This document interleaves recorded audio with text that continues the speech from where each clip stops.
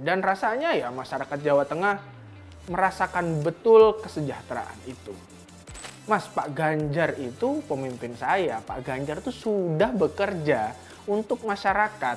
Ya kalau sekarang Pak Ganjar itu pensiun, ya masa iya saya tidak mengucapkan rasa terima kasih. Dia tidak melihat rakyat hanya sebagai kumpulan orang yang dipimpin. Dia melihat rakyat adalah saudara yang harus dijaga. Halo dulur, gue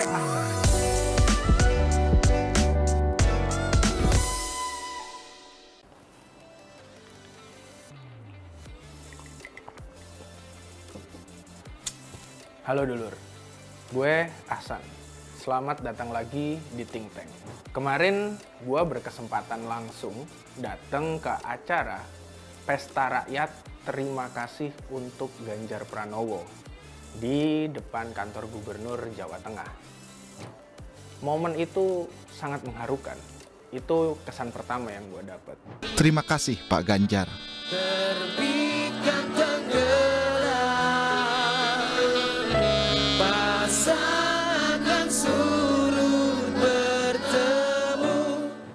Ketika Ganjar Pranowo melihat video testimoni dari orang-orang terdekatnya, di situ ada Gusmus, lalu ada orang-orang biasa yang setiap hari membantu Pak Ganjar, lalu juga ada Bu Atikoh dan kemudian anaknya Alam, Pak Ganjar meneteskan air mata. Bagi gua itu bukan air mata politik, bukan air mata yang sekadar menetes dari seorang gubernur atau tokoh politik. Itu adalah air mata seorang manusia yang merasa sedih ketika harus kemudian terpaksa berjarak dengan saudaranya. Dan begitulah Ganjar Pranowo menganggap bukan hanya orang-orang terdekatnya, tapi seluruh masyarakat Jawa Tengah. Kata Pak Ganjar, Anda tetap saudara saya.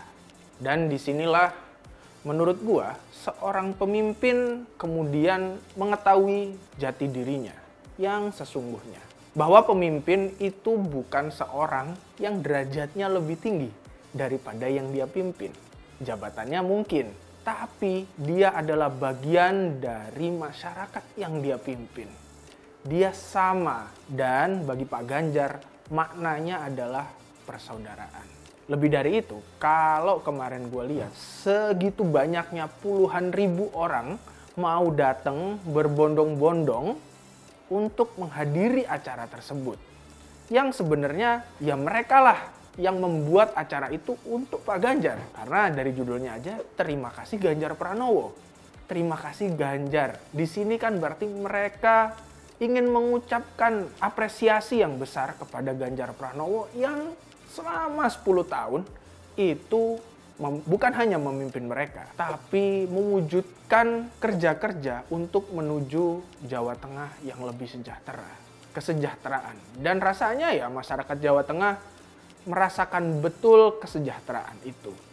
Kayak kemarin, gue tuh sempat ketemu dengan seorang ibu-ibu dari Demak. Ibu ini gue tanya, Bu, jauh-jauh banget dari Demak sampai ke Semarang gitu, demi datang acara ini. Kata dia, Mas, Pak Ganjar itu pemimpin saya. Pak Ganjar itu sudah bekerja untuk masyarakat. Ya kalau sekarang Pak Ganjar itu pensiun, ya masa iya saya tidak mengucapkan rasa terima kasih. Makanya saya kesini. Ibu itu pun ikut menangis ketika Pak Ganjar meneteskan air mata melihat testimoni orang-orang terdekatnya. Dia merasakan kesedihan Pak Ganjar juga.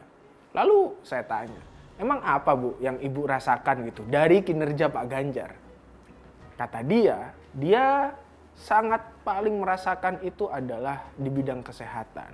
Dia merasa sampai ke desanya itu ada penanganan kesehatan yang sangat bagus. Ada perhatian terhadap anak-anak agar tidak kena stunting. Ada perhatian kepada ibu-ibu hamil agar tidak meninggal. Ini kerja-kerja yang di luar target pemerintahan. Kerja-kerja yang tidak hanya untuk mencapai penyerapan anggaran, tapi bernilai kemanusiaan. Dan itulah yang dikatakan ibu tadi.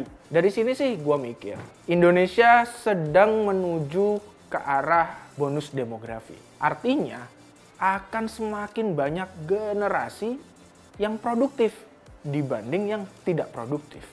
Dan generasi yang produktif ini adalah sumber daya manusia untuk mengejar kemajuan Indonesia, menciptakan Indonesia maju 2045. Dan Pak Ganjar tahu betul kelihatannya soal itu.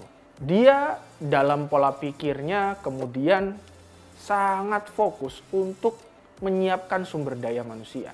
Yang kalau kita bisa turunkan yaitu dua hal. Sumber daya manusia yang layak itu ditopang oleh yang pertama kesehatan.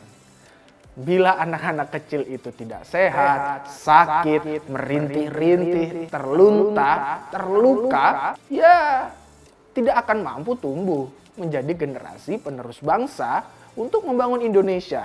Yang kedua adalah pendidikan. Kalau pendidikan ini tidak merata, tidak banyak generasi-generasi penerus yang mendapatkan pendidikan yang baik dan layak, generasi bonus demografi itu akan kosong, akan ompong, sehingga kemajuan itu tidak akan pernah terwujudkan. Pak Ganjar sadar betul tentang kedua hal itu.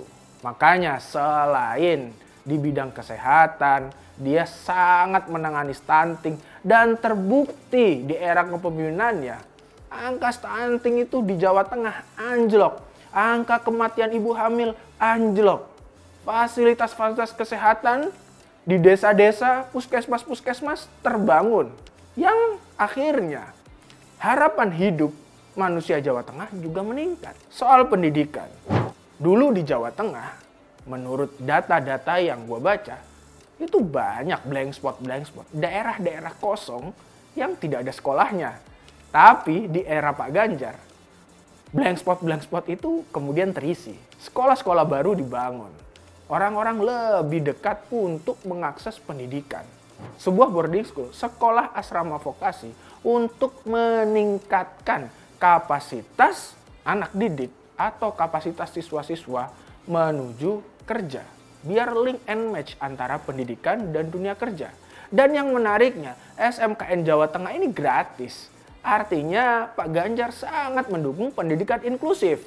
Semua orang, semua masyarakat berhak untuk mendapatkan pendidikan yang unggul.